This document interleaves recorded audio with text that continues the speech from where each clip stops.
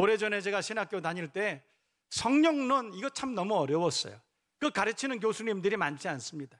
영성신학이라고 하는 것 자체가 그렇게 우리나라에 그렇게 연구되지 않았어요.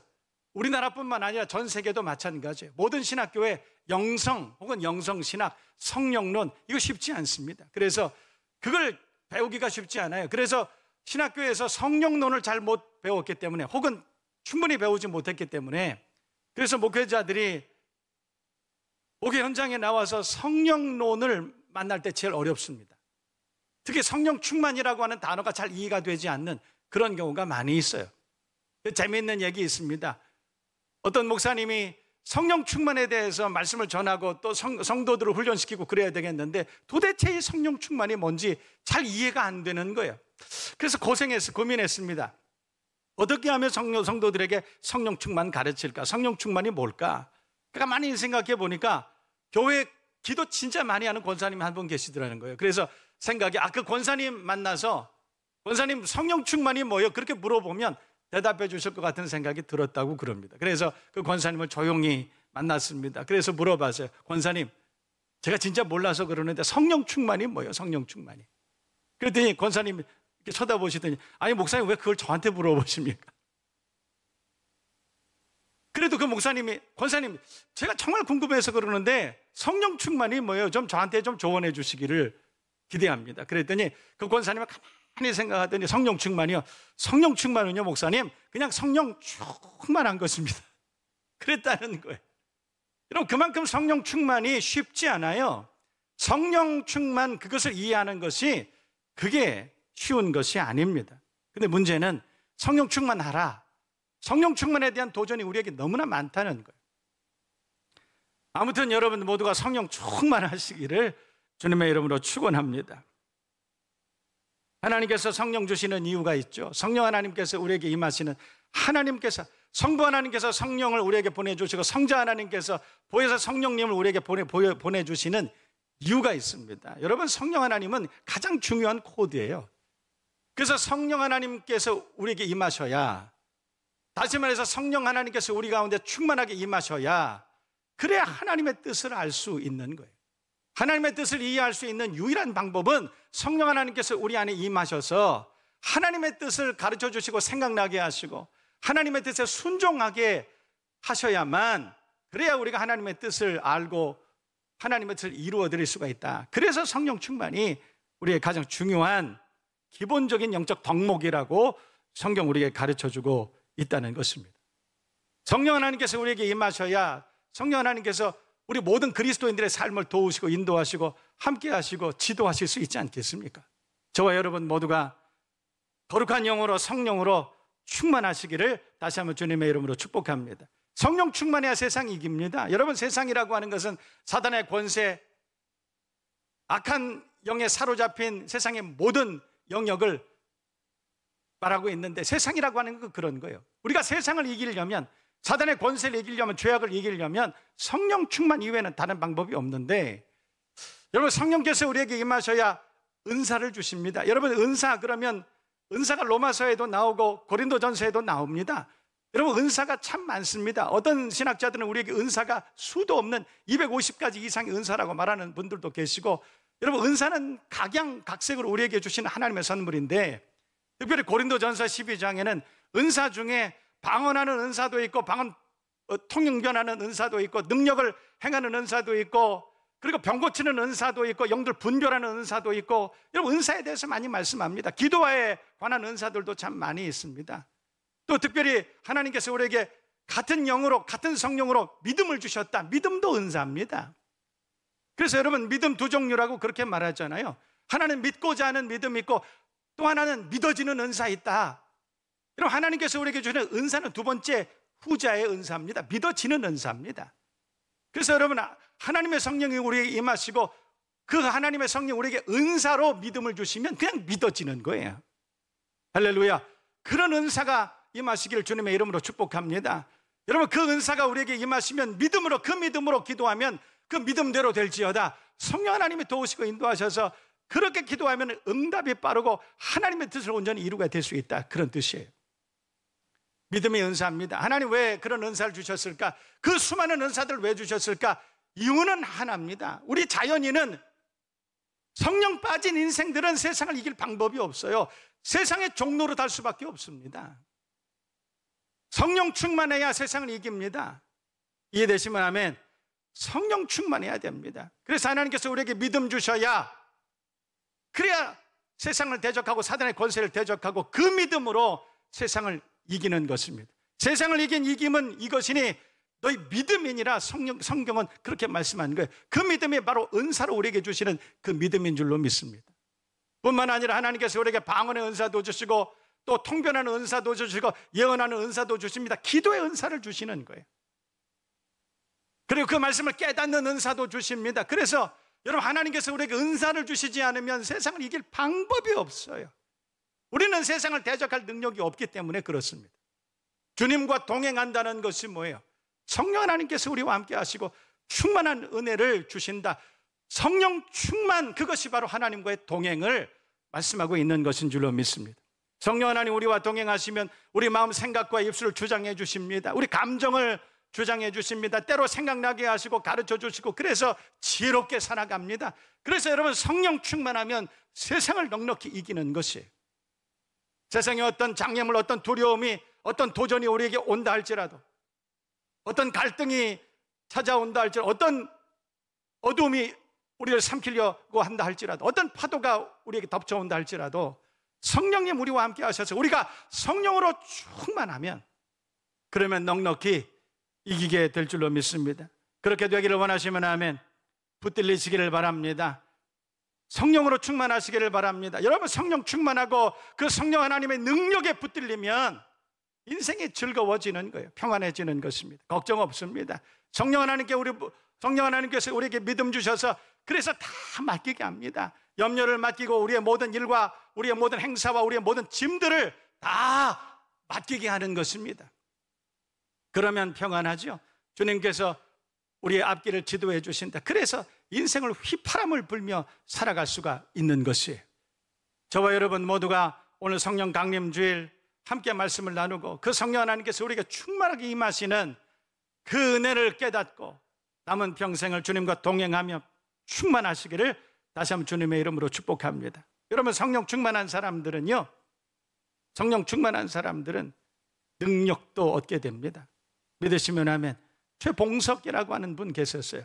최봉석이라고 하시는 분이 있었습니다. 근데 그분이 어느 날 120년 전의 일입니다. 그분이 어느 날 길거리 지나다가 전도자를 만났습니다. 그래서 그분이 전도를 받았어요.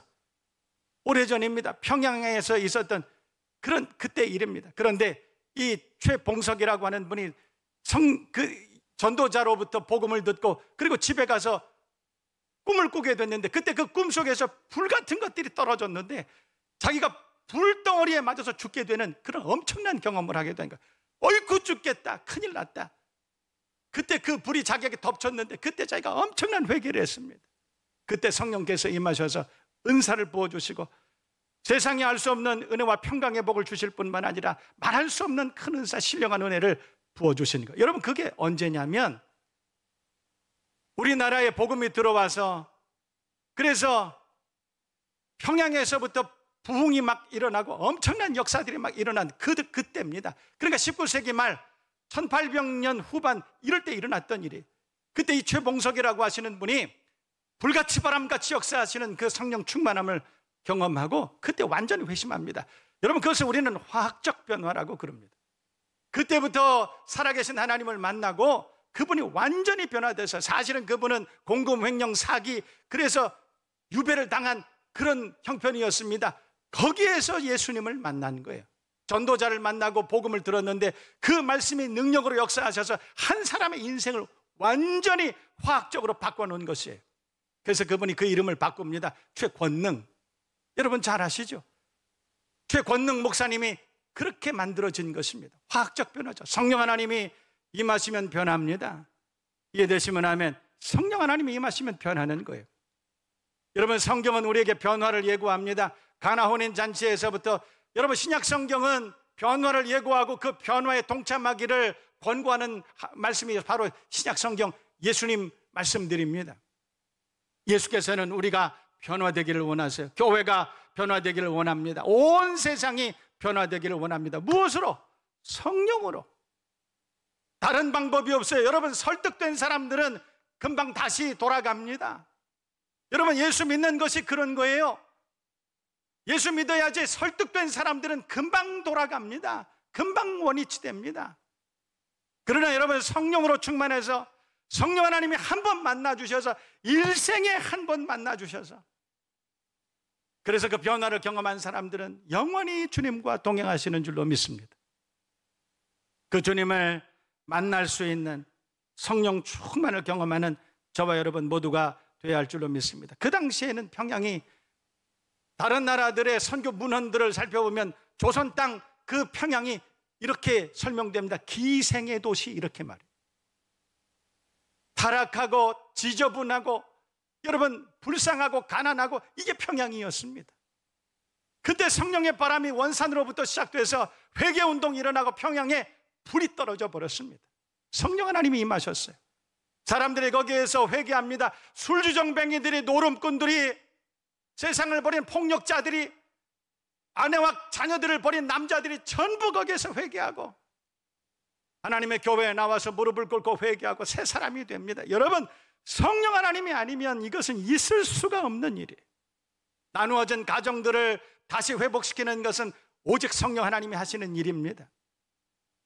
우리의 심령 가운데 갈라진 마음들, 어지러운 마음들을 다시 한번 평안케 하시는 놀라우신 은혜는, 이것은 성령 하나님만이 하실 수 있는 놀라운 사역인 줄로 믿습니다. 우리의 심령이 분열되고 어그러지고 우리의 몸이 망가지고 세상이, 가정이 다 분열되고 망가진, 이것을 온전케 하시는 유일한 방법은 성령 충만, 오직 성령 충만이신 줄로 믿습니다.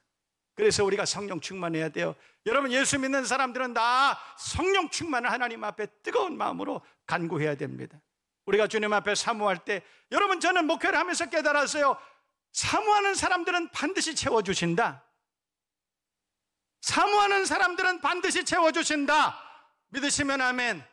여러분, 우리가 성령님 충만하시기를 간구하는 사람, 저는 목회하면서 깨달았어요. 30년 목회하면서 그 사람들 하나님 반드시 응답하시고 채워주신다. 그래서 여러분, 사모해야 됩니다. 성령 하나님 내게 임하셔서 세상으로부터 나를 거룩하게 구별해 주시고 하나님 자녀답게 살게 하시고 모든 문제 가운데 우리를 구원해 주시고 죄악 가운데 구원해 주시고 사단의 도전으로부터 우리를 보호하여 주옵소서. 주여, 성령 충만하기를 원합니다. 여러분, 우리가 주님 앞에 뜨겁게 기도할 때 하나님 한 번도 외면하신 적 없어요. 믿으시면 아멘. 그래서 성령 충만 간구해야 됩니다. 새벽마다 하나님 앞에 나와서 거룩한 손을 들고 다윗의 자손 예수여, 나를 불쌍히 여겨주시옵소서. 금요일마다 주님 앞에 밤에 나와 하나님 앞에 뜨겁게 눈물로 기도하고 회개하면서 거룩한 손을 들고 하나님이여, 나를 불쌍히 여겨 주옵소서. 성령이여, 충만하게 임하여 주옵소서. 우리가 주님 앞에 뜨겁게 기도할 때 불같이 바람같이 생수같이 임하시는 하나님의 영이 우리를 붙들어 주시고 충만하게 채워주시고 우리를 완전히 다른 새로운 피조물로 우리를 새롭게 만들어 주시는 줄로 믿습니다.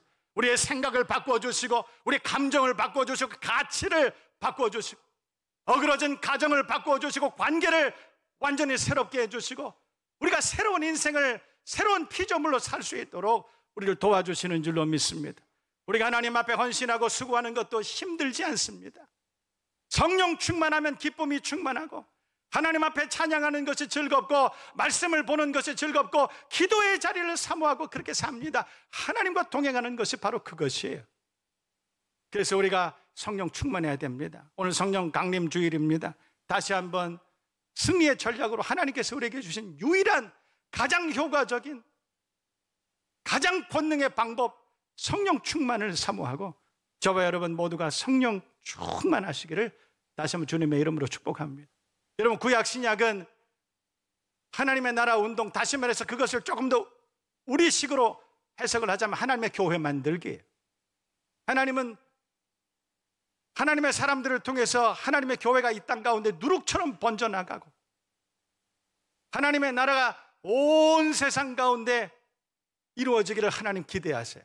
그래서 여러분이 아시는 것처럼 창세기 12장을 보면 하나님께서 아브라함 부르십니다. 그래서 너는 복이 될지라, 넌 복의 시작이라, 넌 복의 근원이라, 그렇게 말씀하세요. 우리 집 가훈이 그거예요. 너는 복이 될지라. 우리 가정이 나부터 복의 시작이 되기를 하나님 앞에 간구하는 거예요. 여러분, 그런데 복이 될지라, 복의 시작이라, 그게 무슨 뜻인 줄 아세요? 너를 통해서 복음이 전해지기를 기대한다, 이런 뜻이에요. 너를 통해서 하나님의 나라가 임하기를 원한다, 이런 말씀입니다. 하나님께서는 아브라함을 선택하셔서 너는 복이 될지라, 아브라함을 통해서 이 땅에 하나님의 나라 교회가 세워지기를 기대하신 것이에요. 그래서 실제로 아브라함의 아들을 통해서, 이삭을 통해서, 또 야곱을 통해서 12지파가 시작됩니다. 그들을 통해서 하나님의 나라가 확장되기 시작하는 거예요. 다시 말해서 이스라엘 공동체, 하나님은 거대한 교회를 계획하셔서, 이게 구약 얘기입니다. 뿐만 아니라 여러분이 아시는 것처럼 신약에 와도 마찬가지예요. 하나님은 예수 그리스도를 통해서 하나님의 나라 교회가 세워지기를 원하세요. 그래서 예수님께서는 12제자를 세우시고 그들을 통해서 하나님의 나라가 확장되는 귀한 역사를 시작하셨던 것입니다. 이해되시면 아멘. 여러분, 그런데 재미있는 것이 있습니다. 아브라함을 통해서 하나님께서 너는 복의 근원이 될지라 그렇게 말하고, 너를 축복하는 자에게는 내가 축복하고 너를 저주하는 자는 내가 저주하리니 땅의 모든 족속이 너를 인하여 복을 받을 것이라. 하나님께서 사명 주시고 사명과 함께 권세를 주셨다는 거예요. 이거 참 재미있는 은혜로운 말씀입니다. 하나님께서 존귀한 사명을 맡기신 사람들에게 그냥 사명만 주시는 것이 아니라 그 사명을 감당할 수 있는 권세도 주시는 줄로 믿습니다. 이해되시면 아멘. 여러분, 마태복음 16장에 보면 하나님께서 베드로를 만나시고 그리고 교회를 예고하신 말씀이 있습니다. 이 반석위에 내가 교회를 세울 것이다. 그때 여러분, 그 이전의 말씀을 보면 베드로 고백합니다. 주는 그리스도시요 살아계신 하나님의 아들이시니, 다시 말해서 구약에 예언된 그 메시아, 그분이 바로 예수 당신입니다, 이렇게 고백한 것이죠. 그때 예수님께서 말씀하신 것은, 이것을 알게 하신 이는 하늘의 하나님 우리 아버지께서 알게 하셨다. 그러면서 내 신앙 고백 위에, 그 베드로 신앙 고백 위에 내가 내 권세를, 그 반석 위에 내 교회를 세울 것이다, 그렇게 말씀하셨어요. 그리고 하신 말씀이 내가 땅에서 매면 하늘에서도 매일 것이요 내가 땅에서 풀면 하늘에서도 풀리리라, 권세를 주신 것이죠. 사명과 함께 하나님께서는 전도자들에게 권세를 주셨습니다. 그 권세를 주시면서 하나님의 나라가 임하기를 선포하셨던 것입니다. 그런데 여러분, 생각해 보세요. 사명을 받은 사람들은 그 사명 감당하기를 마음으로 결단하고 할 수 있습니다. 그런데 여러분, 사명만 가지고 이루어지는 것이 아니에요. 하나님 권세를 주셔야 됩니다. 그 권세를 이룰 수 있는 능력을 주셔야 그 사명을 감당할 수 있지 않겠습니까? 이해되시면 하면, 그래서 하나님께서는 전도자들에게 사명만 주시는 것이 아니라 권세도 주시는 줄로 믿습니다. 그래서 이 전도자들이 땅에서 매면 하늘에서도 매이는 것이에요. 땅에서 풀면 하늘에서도 풀리는 것입니다. 성경 잘 읽어보세요. 하나님께서 처음에 인생을 창조하실 때에 하나님께서 숨을 내쉬며 성령으로 충만케 해주셨습니다. 성경엔 그렇게 말씀합니다. 인생의 기본적인 조건은 성령 충만입니다. 우리가 질그릇과 같다, 예레미야 선지자는 우리가 질그릇과 같은 존재라 그렇게 말해요. 우리가 그릇이라면, 우리가 컨테이너라면 그 안에 뭔가를 담기 위해서 우리를 그런 그릇으로 만들지 않았겠습니까? 하나님께서 우리를 그릇으로 만들어 주셨어요. 그 안에 성령을, 하나님의 영을, 거룩한 숨을 우리에게 부어주셔서, 그래서 우리가 하나님의 성령과 동행하게 만들어 주셨어요. 이게 인생의 기본적인 전제예요, 조건이에요, 담보입니다. 성령 충만은 기본이에요. 그런데 여러분이 아시는 것처럼 아담이 범죄했을 때 성령님께서 그들을 쫓아내셨다. 성령 하나님께서 늘 동행하게 만들어 놓은 것이 인생의 본질이에요, 에센스예요. 그런데 아담이 범죄함으로, 인생이 범죄함으로 아담과 하와를 동산에서 쫓아내셨다. 여러분, 쫓아내셨다는 것은 분리입니다. 떠나셨다, 이런 뜻이에요. 그때부터 두려움이 찾아오고 살인이 시작된 것입니다. 가정이 무너지기 시작하고 자녀들이 서로 반목하고 질시하기 시작했어요. 전쟁이 시작된 것입니다. 성령 떠난 인생은 그렇게 사는 거예요. 하나님을 알지 못하는 세상은 그렇게 삽니다, 다들. 사울이 맨 처음에 사무엘이 사울을 봤을 때는 참 준수한 청년이었습니다. 하나님의 신이 그와 함께 하셨다. 성령 충만했습니다. 그런데 어느 날 그 사울에게 교만과 불순종이 찾아왔습니다. 탐욕이 찾아왔습니다. 사울을 따르니 천천히 다윗을 따를 만만이요, 그 말을 듣는 순간에 그 교만한 영이 사울을 사로잡았습니다. 그릇이 더러워진 것이죠. 더러운 그릇 안에는 거룩한 성령이 있을 수 없습니다. 더러운 생각, 교만한 생각, 탐욕의 생각, 분노하는 생각 가운데에는 하나님의 성령이 계실 수가 없습니다. 누군가를 미워하고 탐욕스럽게 인생을 탐하고 돈을 탐하고 세상을 탐하고 그렇게 살아가는 그릇에는 거룩한 영이 담겨질 수가 없는 거예요. 그래서 하나님의 신이 사울을 떠났습니다. 여러분, 떠날 수 있어요.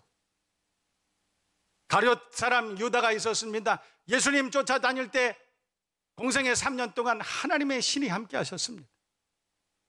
그러나 그 가운데 불순종의 영이 역사하고 탐욕의 영이 역사해서, 그래서 한 여인이 옥합을 깨고 예수님 머리 위에 그 옥합을 깨서 나드한 향유를 부을 때, 그때 그 심령 가운데 사단이 역사했습니다. 그때부터 분노가 시작되고 화딱지가 나기 시작하는 거예요. 절대로 그것은 하나님의 성령이 하시는 것이 아니에요. 결국은 우울해지고 탐욕스러워지고, 여러분 결말이 뭡니까? 아켈다마 자살하지 않았습니까?